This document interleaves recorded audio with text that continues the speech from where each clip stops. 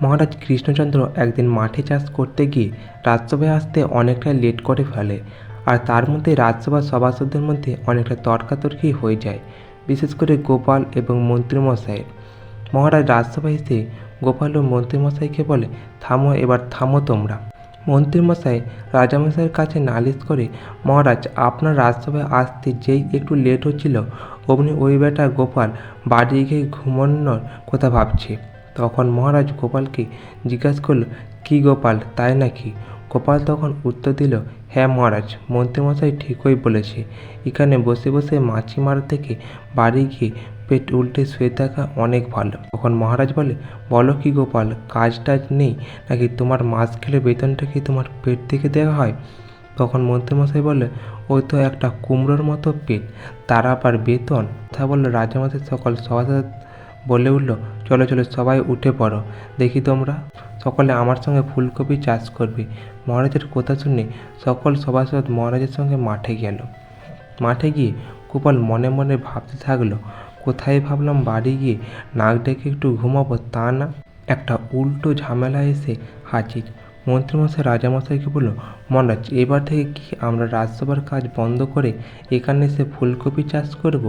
মহারাজ বলল, না না, চাষ তো আমি করব, শুধু আমাকে চাষের কাজে একটু সাহায্য করবে। রাজপুত রাজপণ্ডিত গাছের চারা বসাবে, সভাকবি আর রাজর্ষি গাছের চারা পুঁতবে, বিজ্ঞানীর গোপাল গাছের গোড়ায় জল দেবে, সেনাপতি তুমি আগাছা পরিষ্কার করবে। যখনই মহারাজ মন্ত্রীমশাইকে কাজ দেবে, হঠাৎ গোপাল বলে উঠল, মহারাজ আপনি মন্ত্রীমশাইকে কাকতাড়ুয়া সাজিয়ে ফুলকপির ক্ষেতের মাঝখানে দাঁড় করিয়ে দিন, যাকে বলে জীবন্ত কাকতাড়ুয়া। মন্ত্রীমশাই বলে, এই যে গোপাল, ভালো হচ্ছে না কিন্তু। মহারাজ বলে, আহা, আবার ঝগড়া কেন? গোপাল কিন্তু খারাপ কিছু বলেনি, তোমাকে অনেকটা কাকতাড়ুয়ার মতোই দেখতে, তাই আজ থেকে তুমি সকাল সন্ধ্যে আমার ফুলকপি খেতে দুহাত তুলে দাঁড়িয়ে থাকবে। তখন মন্ত্রীমশাইয়ের অনেকটা রাগ হতে থাকলো। 2 দিন পর সবাই কাজে লেগে পড়ে। যাকে যে কাজটা করতে দিয়ে মহারাজ সেই কাজটাই করছে। হঠাৎ করে মন্ত্রীমশাই গোপালের পেছনে লাথি দিতে আসে, কিন্তু গোপাল ওখান থেকে সরে পড়ে।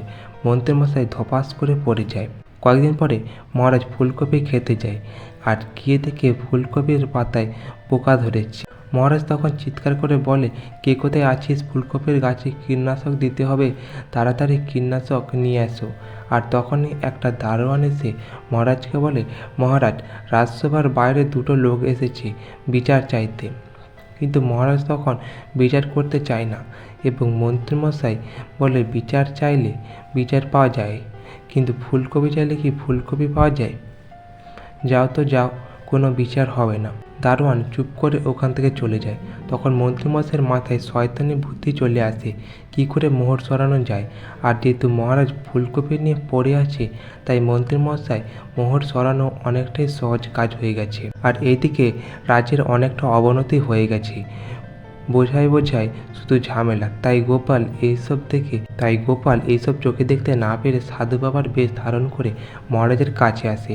মহারাজকে ফুলকপি তাড়াতাড়ি হয়ে যাওয়ার জন্য একটা সার দিল, আর 7 দিনের মধ্যে ফুলকপি অনেকটা বড় হয়ে গেছে। তাই মহারাজ খুশি হয়ে সাধু বাবাকে 100 মোহর পুরস্কার করতে চাইল। তখন মহারাজ মন্ত্রীমশাইকে 100 মোহর আনতে পাঠালো। তখন সাধু বাবা বলে, মহারাজ যেই সার দিয়ে এই ফুলকপি এত তাড়াতাড়ি বড় হলো, আপনি দেখতে চাইবেন না এই সার কী দিয়ে তৈরি? মহারাজ বলল, হ্যাঁ হ্যাঁ সাধু বাবা, অবশ্যই দেখতে চাই। তখন সাধু বাবা মহারাজ এবং রাজসভা নিয়ে ওই জায়গায় নিয়ে যায় যেখানে রাজ্যের সব নোংরা আবর্জনা ফেলা হয়। আর রাজামশাই ওসব দেখে বলে, এক্ষুনি রাজবাড়িতে গিয়ে ওই ফুলকপির গায়ে শুদ্ধ তুলে ফেলবো। এবার গোপাল তখনই তার ছদ্মবেশ খুলে ফেলে। মহারাজ এবং সভাসদরা অবাক হয়ে যায়, এবং মহারাজ বলে, গোপাল তুমি এই কাজ করলে? গোপাল তখন বলল, মহারাজ আপনি একদম সঠিক সিদ্ধান্ত নিয়েছেন।